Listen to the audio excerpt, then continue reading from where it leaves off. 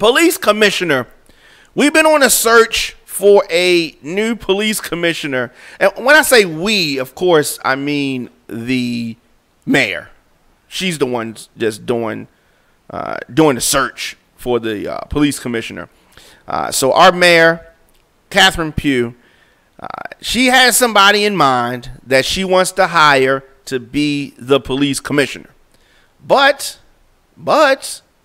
there is and she's going to deny this. Catherine Pugh's going to deny this. But there is a power struggle going on right now in Baltimore between the city council and the mayor. She's going to say that there's not. I'm saying that there is. Now, you may say, what do you know? How do you know that there's a power struggle going on? But the clues are there. The clues are there. So here's what happens. You have a police chief. We cannot keep a police chief. This is a revolving door for the job of the police commissioner here in Baltimore. Why? Because crime is high, and none of the police commissioners that we've had thus far have been able to bring it down during their time on the job. So this has just steadily been rotating in and out. New guys coming through. And I've said this many times that the police commissioner in Baltimore needs to be from Baltimore. You can't bring in these fly dudes from out of town and think that they're going to be able to make any kind of difference here in Baltimore. You got to understand Baltimore. Baltimore is a different place. Baltimore is different from a lot of these cities. But Mayor Catherine Pugh says that she intends to give the city council all of the documents that they need on police commissioner, designate Joel Fitzgerald. Joel Fitzgerald is the guy that she wants to hire. We first reported that this was the guy she wanted a couple months ago. She tried to deny it because she didn't know how it got out, but we reported this months ago. Now she's finally accepting, oh yeah, this is the guy. We already knew that. We already knew that this was the guy that you wanted to hire as the new police commissioner. Now, Brandon Scott, who chairs the city council's public safety committee, has been complaining that Catherine Pugh won't even give Fitzgerald's resume to the legislators. She's keeping it hush. She don't want to bring it up. She doesn't want it out there just yet. What are you hiding? Miss Pugh, what are you hiding? Why can't the city council see the resume? We just want to see the resume. They want to see the resume, right? They just want to see the resume, and she is not giving it up yet. It's not anything crazy. But as we go on, she tries to put up a smoke screen. And this is how you know that there's some things going on. This is how you know that there's a power struggle going on between the city council and the mayor. The mayor said this. So we went through a process, and I think the process that we're going through right now is very different from any process that has ever taken place as it relates to the hiring of a police chief. Wait, what? What do you mean? The process is not different. All of the other mayors before her looked outside of Baltimore to find somebody else, keep it real secret who they wanted to have. She's not the first mayor to do that. All right. Now, she's emphasizing that she wants the city council and the community to buy in on his appointment. But you're hiding things, but you want everybody to buy in on the appointment. That sounds like the same old stuff that we've been seeing. Now, the mayor believes that the city council members and community leaders will see her pick, Fitzgerald, as a change agent who could lead department reforms and guide the department through a historically high violence compliance with the federal consent decree. Bullshit.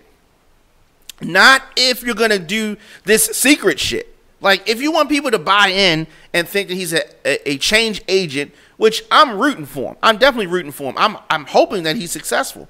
But in order for him to be successful, and I'm talking about Fitzgerald, the potential police commissioner, you got to give him all the tools that he needs. You don't need to create enemies off the break in the city council and the community.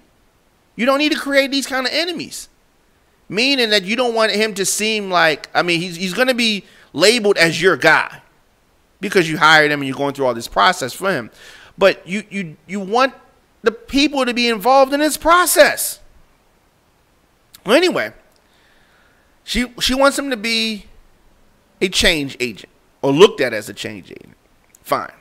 Now, Fitzgerald has said that he does not plan to resign from his job as chief of police in Fort Worth, Texas, until his confirmation. Makes sense to me. I understand that. He's saying, look, I'm not going to quit my job until I know I have the new job and until he's confirmed. So not only the stage that he's in now, but he wants to make sure that he's confirmed, which tells me maybe there's some fuzzy stuff in his background.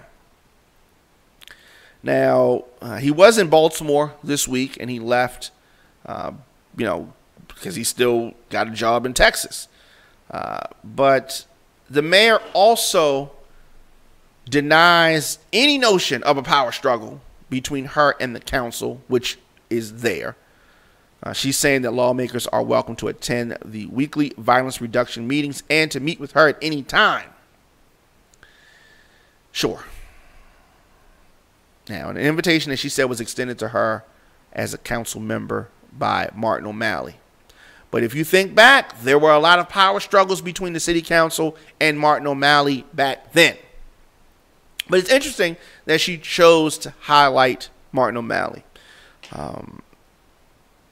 It's funny because I ran into Martin O'Malley downtown. And I run into him frequently, actually. And most people don't even recognize him. You know what I mean? But I bumped into him literally at 7-Eleven. Like, literally, like, he was coming through the door, and I was coming through the door, and I was running my mouth talking to somebody, and he was coming in, and boom, like, literally bumped into him. But Catherine Pugh also says that some background information will be withheld from the city council. Very strange. Now we're getting to the good part. I told you that there was something going on. I told you there was a power struggle. I told you that there was something here. And Catherine Pugh says that the new potential Baltimore City Police Commissioner, specifically, they will withhold his tax returns. Wait, what? You're withholding the tax returns? You don't say. Now, she says it's because of the deeply private information that they contain, though the city council will be advised that he has filed them. Doesn't that stick out like a sore thumb? If you remember, Catherine Pugh's last choice to lead the department was Darryl DeSouza, and he resigned after federal prosecutors alleged that he willfully failed to file tax returns for 3 separate years. So the new guy coming in, you don't want to show his taxes after your last choice had tax trouble, and we're supposed to trust that he filed his tax returns. All of you watching, you have to file your tax returns. Like, it's mandatory, right? But we want to make sure that everybody is held to the same level of, scrutiny. We talk about Trump not showing his tax returns when he does need to show his tax returns, right? And as a public servant, we should see that. Now, of course, the police commissioner is not voted in, but I think on the heels of her last pick having tax trouble to the point that he lost his job, the replacement, we should know what's going on with his taxes. Is that crazy? I think it's crazy that she doesn't want to show it. But, of course, DeSouza admitted that he failed to file federal and state returns for the years at issue and emphasized that he did pay taxes through routine withholding. So, we're going to see what happens here. I do think that this is our next commissioner. I don't know. I mean, I think he's going to come in with the same hoopla as most come in. You know what I mean? We're going to lower crime. We're going to do this. We're going to do that. And they don't even know the city. So in order to lower crime here, you got to know this city. And this is a different city. This is a different city. I love this city. But I've said this many times before, and I will say this again. Mayor Pugh, any future mayor, Baltimore City Council, the police chief that is successful here by all of the metrics that are measured is going to be from Baltimore. Until y'all do that, until y'all promote from within, we're not going to have the success that we could have. You have plenty of officers that you could promote from within the department. But you want to go all the way to Texas, Fort Worth at that? No disrespect to Texas. But it's totally different. It's totally different. You know what I mean? So you agree. You agree. I think that the next commissioner should be from here. They have not listened to me thus far. Hopefully, they will eventually. But as I said, I'm hoping that Fitzgerald is successful because I want the city to be right. I want things to be good. But you know, such is life.